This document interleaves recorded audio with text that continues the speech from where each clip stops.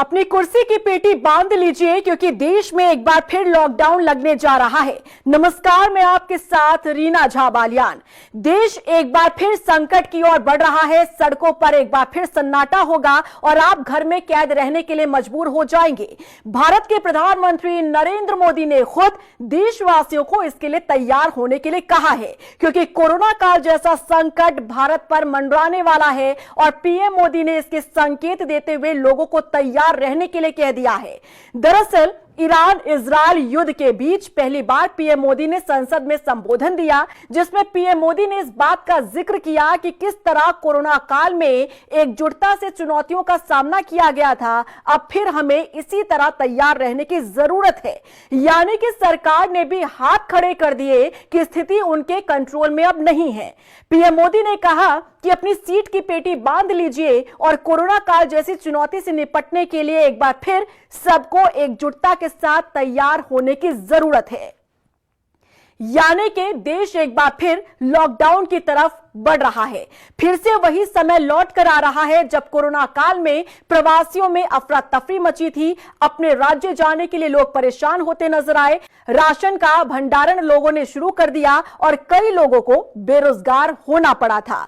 अब हैरानी की बात यह है कि जो मोदी सरकार अब तक बार बार ये कहती रही कि चिंता करने की कोई बात नहीं है, देश में किसी तरह का कोई संकट नहीं है, न गैस की किल्लत है, न तेल की कमी है, अब वही सरकार संसद में खड़ी होकर लोगों को सीट की पेटी बांधकर तैयार रहने के लिए कहे तो आप समझ सकते हैं कि स्थिति सरकार के हाथ से भी निकलती जा रही है।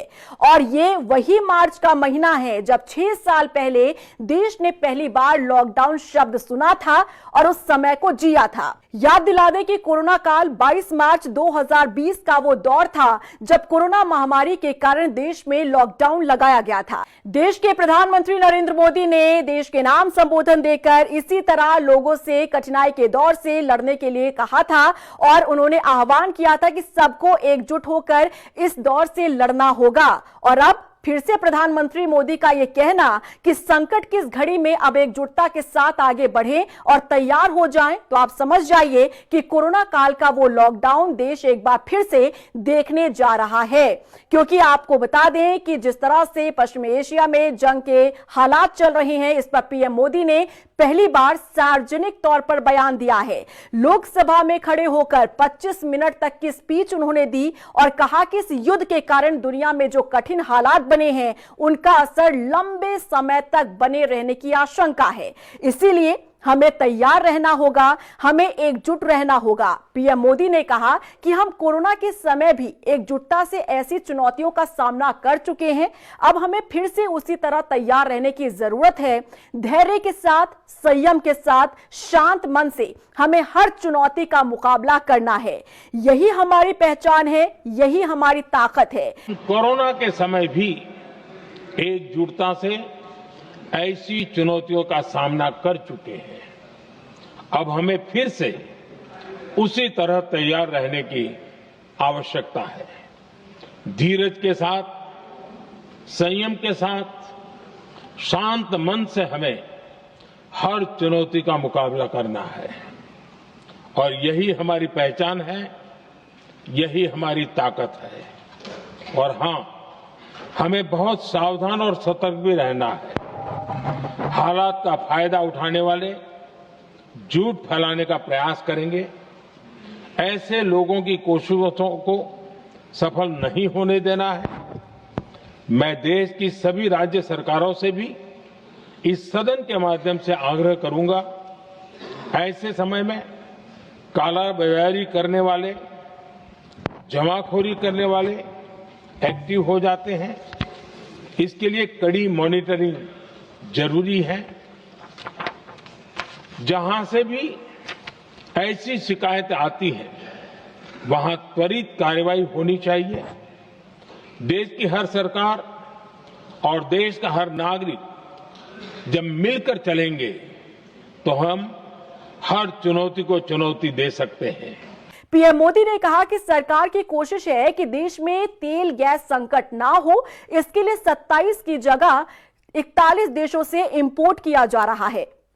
पश्चिम एशिया में 1 करोड़ भारतीय रहते हैं, उनकी सुरक्षा भी हमारी प्राथमिकता है, पीएम मोदी ने यह कहा। साथ ही उन्होंने यह भी बताया कि अभी तक 3,75,000 भारतीय सुरक्षित देश वापस लौट चुके हैं और ईरान से ही कई भारतीय सुरक्षित वापस लौटे हैं। 700 से ज्यादा मेडिकल की पढ़ाई करने वाले ये युवा हैं जो अपने भारत वापस लौटे हैं।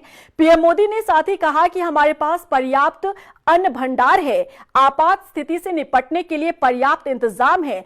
उस वक्त भी ग्लोबल सप्लाई चेन में कमी आई थी। भारत के किसानों को यूरिया की एक बोरी 300 रुपए से भी कम कीमत में दिलाई गई।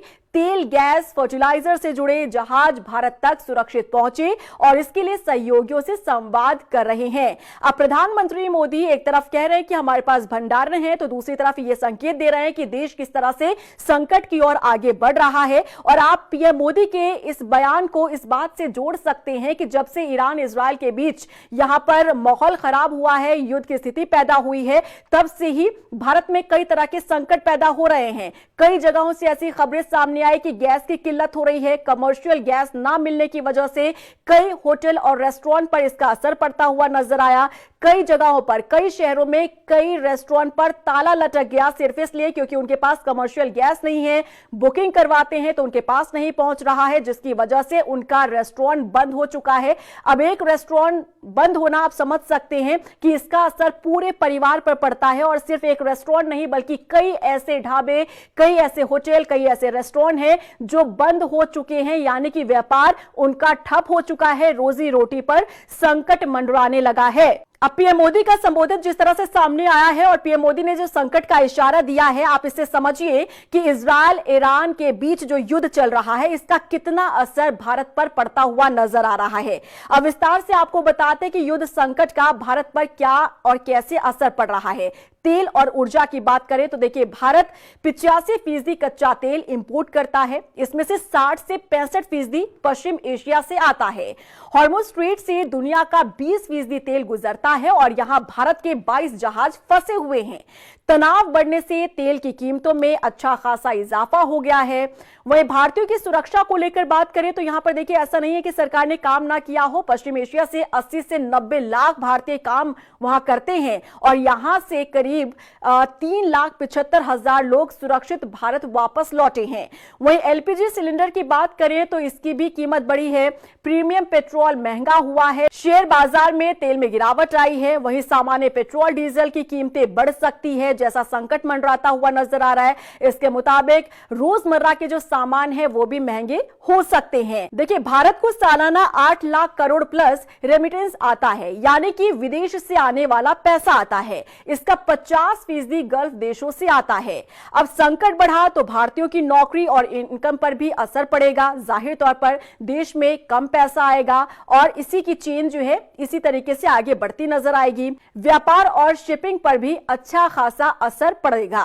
तो आप समझ सकते हैं, प्रधानमंत्री नरेंद्र मोदी संसद के भीतर खड़े होकर पहली बार उन्होंने युद्ध के बीच इस तरीके से बयान दिया है और ऐसा बयान दे दिया है जिससे अब हर एक भारतवासी जो है वो चिंतित नजर आ रहा है, क्योंकि पीएम मोदी का ये बयान याद दिला रहा है वो कोरोना काल, जब कोरोना काल में लॉकडाउन लगाने से पहले देश के नाम संबोधन दिया था पीएम मोदी ने। उन्होंने ये कहा था कि ये संकट की घड़ी है और इस संकट की घड़ी में सबको मिलकर लड़ना होगा और निश्चित ही इस लड़ाई से हम लोग पार पा जाएंगे। और उसके बाद 22 मार्च 2020 की वो तारीख थी जिस दिन से लॉकडाउन शुरू हो गया था। लोग अपने घर में कैद हो गए थे। जो प्रवासी लोग थे वो अपने राज्य जाने के लिए परेशान हो रहे थे।